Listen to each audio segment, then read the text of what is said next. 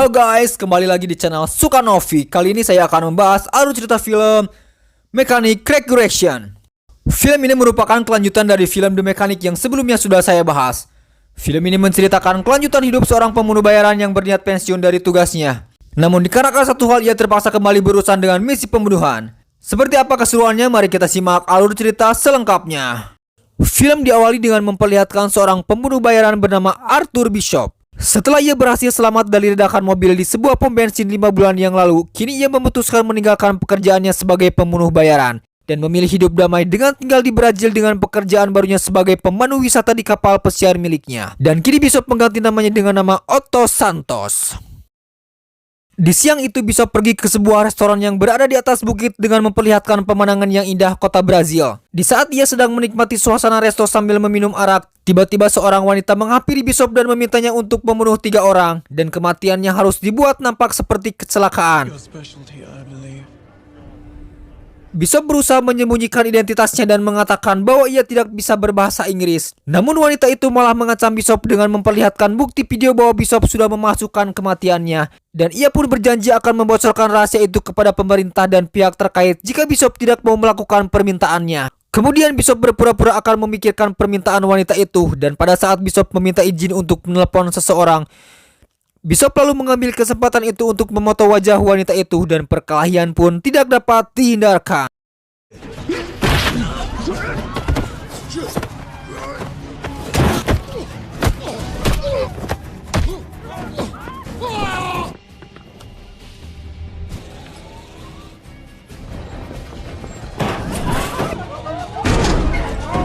Bishop kemudian berhasil kabur dengan naik kereta gantung, lalu ia melompat dan mendarat di sebuah gantole yang melintas di bawahnya. Setelah kejadian itu Bishop kembali ke kapal, namun sesampainya di sana ia melihat beberapa orang mencoba masuk ke dalam kapalnya. Ya, tanpa pikir panjang Bishop meledakkan kapal dengan ponsel sebagai pemicunya. Kemudian Bishop pergi ke dermaga dan masuk ke dalam kontainer yang ternyata terdapat ruangan berisi peralatan kerja, berbagai dokumen, dan sejumlah uang. Kemudian di sana Bishop mencari informasi identitas wanita yang mengancamnya.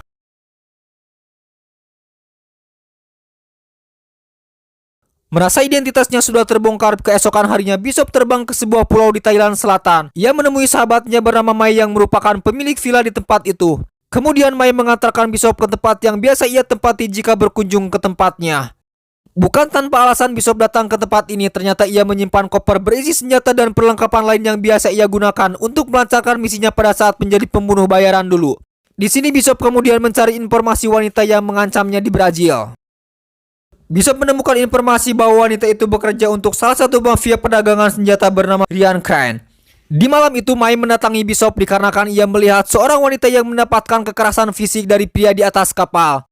Mai pun meminta Bishop untuk pergi melerai pertengkaran itu. Ia khawatir terjadi hal buruk pada perempuan yang ada di sana. Walaupun awalnya Bishop tidak mau ikut campur urusan mereka, pada akhirnya Bishop pergi ke kapal itu setelah Mai mendesaknya. Setibanya di kapal, Bishop mendapati seorang pria yang sedang memaksa wanitanya untuk berbuat yang diinginkan. Bishop mencoba melarang pria itu untuk melanjutkan perbuatannya. Tak terima dengan larangan Bishop, pria itu pun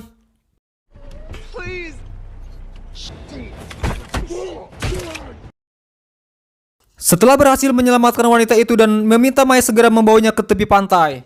Kemudian Bishop masuk untuk memeriksa isi kapal. Ia dibuat kaget dengan ditemukannya ponsel berisi foto dirinya. Bishop pun mengira kalau pria dan wanita yang ada di kapal ini ada kaitannya dengan kejadian sebelumnya di Brazil.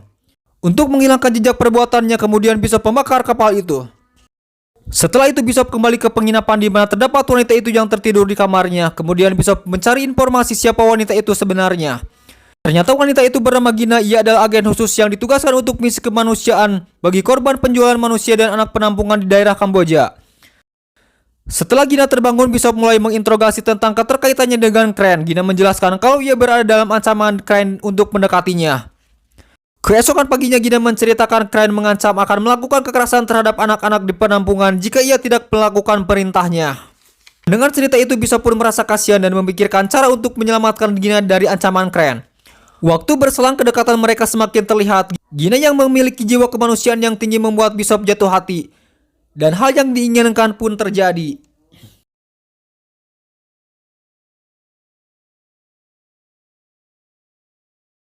Keesokan paginya ketika Bishop dan Gina sedang berduaan di pantai, ya, tiba-tiba dua kapal berisi orang suruhan keren datang mengganggu mereka.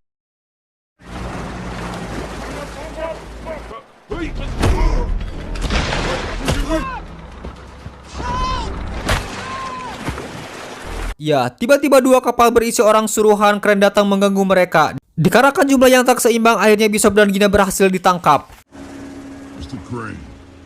Kemudian Bishop dibawa ke Bangkok, Thailand menuju markas Crane. Sesampainya di sana, Bishop dipersilakan duduk di tempat yang ternyata sudah dipasang alat peledak. Dengan demikian, jika Bishop bergerak sedikit saja dari kursi itu, dapat dipastikan Bishop akan pindah alam ke alam lain. Crane pun mendatangi Bishop dan memintanya untuk melakukan 3 misi pembunuhan yang dibuat tampak seperti kecelakaan, dan menjadikan Gina sebagai tawanannya yang akan ia bebaskan setelah Bishop berhasil menyelesaikan semua misi yang diberikan kepadanya. Dengan mempertimbangkan keselamatannya dan Gina kekasihnya termasuk anak-anak yang ada di penampungan, Bishop akhirnya mengikuti perintah Crane. Kemudian Crane memberikan berkas berisi biodata target pertamanya. Ia adalah mantan panglima perang sekaligus pedagang senjata terbesar di Afrika Selatan bernama Kriel. Saat ini Kriel sedang menjalani hukuman di penjara Kedah, Malaysia. Penjara ini berada 70 mil di tengah laut, berada di atas tebing dan perairan yang dihuni puluhan hiu yang ganas yang siap memangsa siapa saja yang mendekatinya. Bishop mulai mengatur rencana untuk menjalankan misinya agar ia dapat masuk dan keluar dengan selamat dari penjara itu. Dengan kecerdasan yang ia miliki, Bishop berencana masuk ke penjara itu dengan cara menyamar menjadi buronan yang paling dicari oleh pihak kepolisian di Raja Malaysia bernama Martin Basman.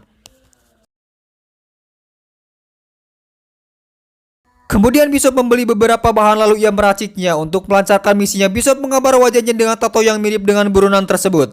Lalu Bishop membuat paspor palsu untuk meyakinkan penyamarannya. Bishop mulai menjalankan aksinya dengan pergi ke tempat umum dan membuat keonaran dengan polisi yang ada di sana. Dan perbuatan itu berhasil mengelabui polisi untuk menangkapnya. Kemudian Bishop dimasukkan ke penjara tujuannya.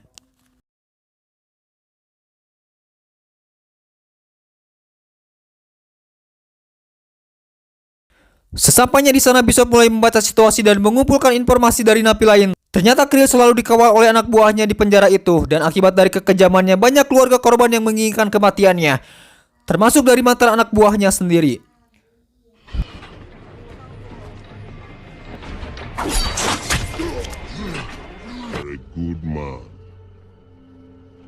Bishop berhasil menarik perhatian Kriel setelah ia berhasil menggagalkan percobaan pembunuhan dari seorang napi yang hampir merenggut nyawanya. Balas jasa dari perbuatan Bishop, Kriel mengundangnya untuk makan malam bersamanya di dalam selnya. Di malam harinya Bishop memenuhi undangan Kriel untuk makan malam di dalam selnya. Dan ketika ada kesempatan,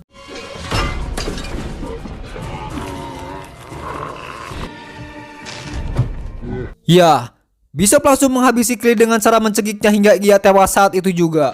Kemudian Bishop meminumkan narkoba seakan-akan Kriel tewas akibat overdosis. Untuk mengelabui penjaganya, Bishop memposisikan Kriel nampak sedang berdoa. Setelah sukses dengan misinya, Bishop berusaha kabur dengan memasang alat peledak yang ia bawa sebelumnya di dinding penjara. Namun perbuatannya diketahui penjaga penjara yang melihatnya melalui CCTV.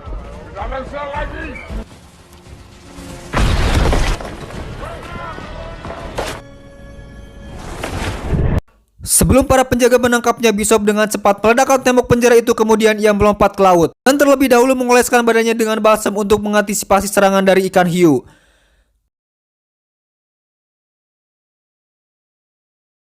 Tak lama kemudian kapal penyelamat datang untuk menjemputnya. Sesampainya di atas kapal, ia minta disambungkan dengan Crane untuk melihat keadaan Gina sekarang. Kemudian Bishop diminta untuk melakukan misi keduanya, yaitu membunuh pengusaha tambang dan mineral sekaligus penjual senjata terbesar yang menguasai pasar Asia dan Australia, bernama Adrian Cook yang kini menetap di Sydney, Australia. Setelah selesai memberi Bishop misi keduanya, Crane melihat jam tangan milik mendiang ayah Bishop ada pada tangan Gina. Crane pun berpendapat jika Bishop dapat melakukan apapun yang dia perintahkan demi keselamatan Gina. Scene beralih ke Sydney, Australia, di mana diperlihatkan unit apartemen milik Adrian yang dilengkapi dengan kolam renang cantilever dengan material kaca yang sangat kuat. Bishop mulai membuat rencananya untuk melancarkan aksinya dengan berpura-pura menjadi buyer untuk membeli unit apartemen milik Adrian. Bishop mengalihkan perhatian marketing apartemen itu dengan melakukan panggilan private number. Kemudian dengan cepat Bishop memotong kunci apartemen itu untuk menduplikatnya. Setelah itu di penginapan, Bishop melakukan serangkaian uji coba dan ia sukses membuat bahan untuk memecahkan kaca yang sangat tebal. Keesokan paginya Bishop kembali datang ke apartemen dengan menyamar sebagai petugas pembersih kaca. Kemudian ia memanjat gedung apartemen dan sesampainya Bishop di bawah kolam renang, Bishop membuat lubang dan memasukkan bahan peledak yang ia buat sebelumnya. Dan di saat Adrian berenang,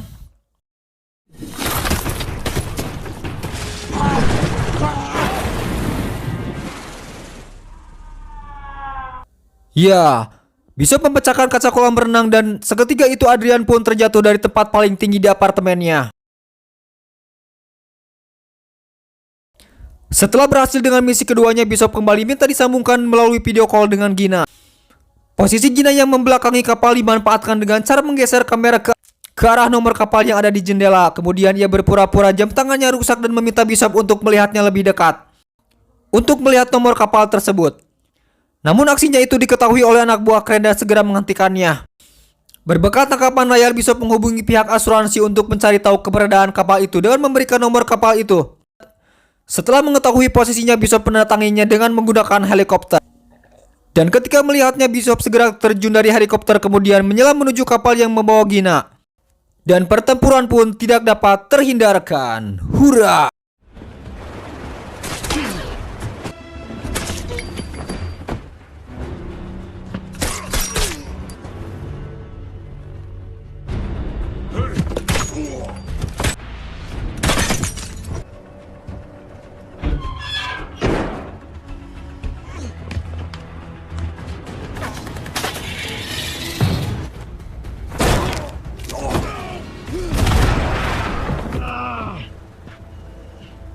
Bishop kembali tertangkap setelah ia disetrum oleh anak buah keren. Lalu ia diminta untuk menyelesaikan misi ketiganya jika ia menginginkan Gina masih tetap hidup. Kali ini Bishop diminta untuk membunuh pria bernama Max Adam yang merupakan penjual senjata terbesar di benua Amerika. Kini Max Adam berada di tempat terisolir dengan memiliki sistem keamanan yang canggih dan tempat itu selalu dijaga ketat oleh anak buahnya. Ketika Bishop membuat rencana untuk menjalankan aksinya, ia mendapati informasi bahwa ketiga orang targetnya itu merupakan pesaing bisnis Kren. Di sini Bishop merasa diperalat Kren untuk membunuh 3 pesaing bisnisnya. Kemudian Bishop menjalankan misi ketiganya dengan mendatangi rumah sakit yang memiliki fasilitas helikopter. Setibanya di lantai atas, Bishop langsung bersiap dengan senjata snipernya untuk menembak penjaga Max Adam.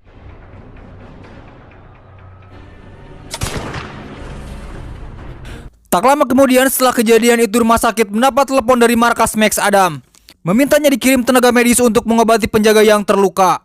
Bishop memanfaatkan situasi tersebut dengan cara masuk dan bersembunyi di bagasi helikopter yang akan membawa tenaga medis ke markas Max Adam.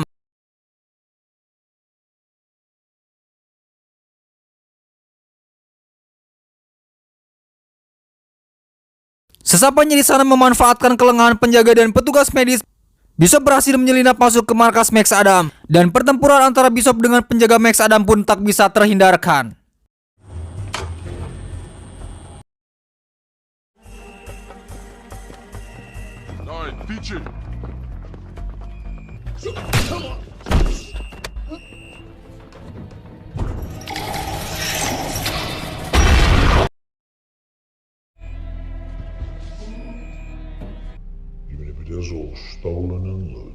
Bishop berhasil melumpuhkan beberapa penjaga Max Adam yang ada di sana, dan di saat para penjaga lain berusaha menyembunyikan Max Adam ke ruangan rahasia tanpa diduga, Bishop sudah terlebih dahulu berada di dalam ruangan tersebut dengan cara masuk melalui ventilasi.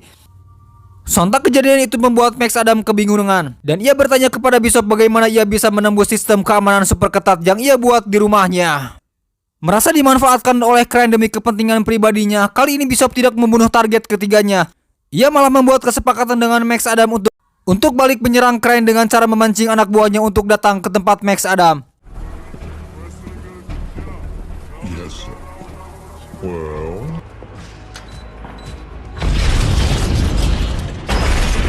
Bishop memanipulasi seakan-akan Max Adam tewas akibat ledakan yang terjadi di gudang senjata miliknya. Namun pada saat ledakan itu terjadi, Bishop sudah bersiap di bawah air dengan peralatan selam lengkap dan langsung membawa Max Adam ke sebuah pulau.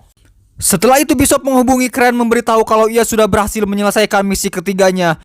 Bishop memancing anak buah Crane datang dengan berkata kalau ia tidak berhasil menemukan mayat Max Adam. Mendengar hal itu, Crane segera mengirimkan anak buahnya untuk memastikan Max Adam sudah benar-benar tewas. Dan Crane pun memerintahkan anak buahnya untuk membunuh Bishop di sana. Di sisi lain, Bishop segera kembali ke gudang senjata Max Adam untuk menghabisi anak buah Crane.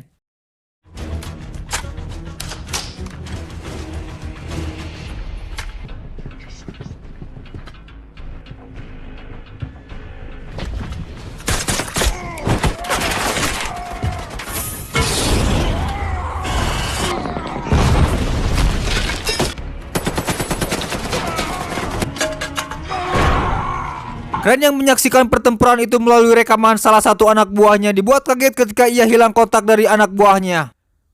Setelah kejadian itu, Crane meminta penjaga yang tersisa untuk meningkatkan penjagaan untuk mengantisipasi serangan balik yang dilakukan oleh Bishop. Bishop yang pada saat itu sudah berada di bawah kapal tempat Crane berada langsung menyerang anak buah Crane.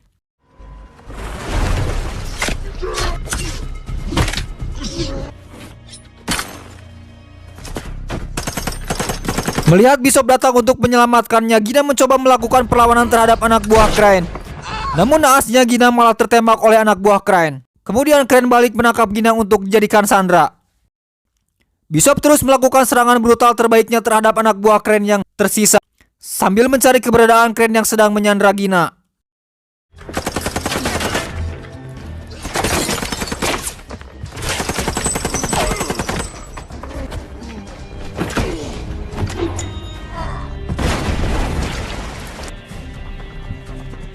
Sementara di tempat lain, kapal Crane disibukkan dengan mengaktifkan bom waktu untuk menghancurkan kapal itu dalam jangka waktu 4 menit ke depan.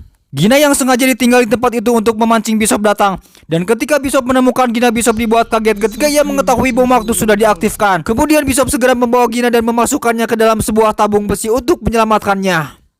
Sementara itu, Crane menginstruksikan anak buahnya untuk pergi dengan perahu. Gina yang tak ingin pergi sendirian tanpa Bishop, namun ia tak bisa berbuat apa-apa saat Bishop dengan cepat menekan tombol untuk melepaskan tabung tersebut dari perahu.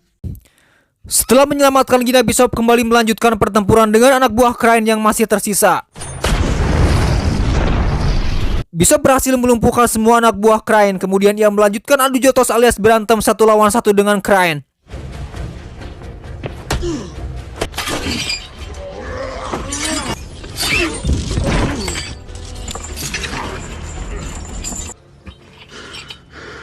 Bishop berhasil memenangkan perkelahian itu dengan mengikat Crane dengan rantai kapal. Menyadari kapal itu akan meledak, Bishop segera berlari menyelamatkan diri ke tempat rahasia di kapal itu. Tak lama kemudian, kapal itu meledak dan menghancurkan semua isi yang ada di dalamnya, termasuk Crane yang ikut terbakar dengan kapal itu. Di saat yang hampir bersamaan dengan ledakan kapal itu, Gina bersama tabungnya muncul ke permukaan. Ia pun menangis ketika melihat kapal itu terbakar. Gina pun mengira kalau Bishop ikut tewas akibat ledakan itu. Kemudian Gina dievakuasi dan mendapatkan penanganan dari pihak medis. Ia pun kembali menangis ketika mendengar informasi bahwa tidak ada lagi yang selamat selain dirinya. Sementara Max Adam juga ikut hadir menyaksikan evakuasi pengangkatan puing-puing kapal yang hancur. Ia pun mengira kalau Bishop ikut tewas akibat kejadian itu.